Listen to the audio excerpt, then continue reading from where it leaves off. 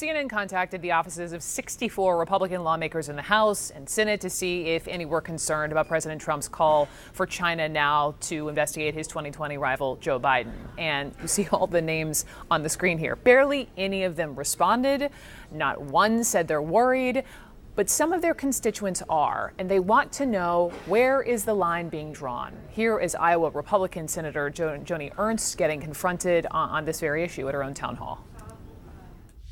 All of our allies, he's pushing aside. He's making fun of them on Twitter. He calls them names. And ma'am, and we end up with, oh, we love people from North Korea, or we love Russia. But where, I mean, I understand it's a non-answer answer, and I understand. I get it. I know what you're saying. But I can't speak for him. I'll just say that I can't speak for him.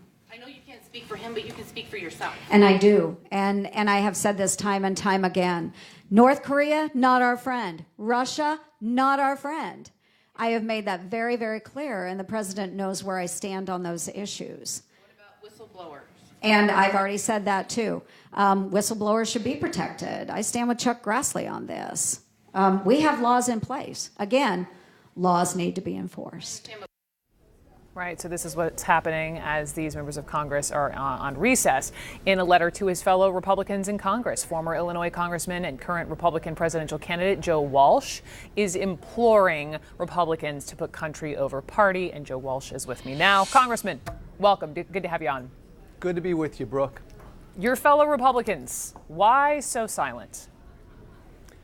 Well, I'll start here. I mean, silence after what we witnessed yesterday. I mean, a president in front of the world telling foreign governments to interfere in our election. Any Republican silent after yesterday, Brooke, it's unconscionable and it's unforgivable. He is what our founding fathers feared.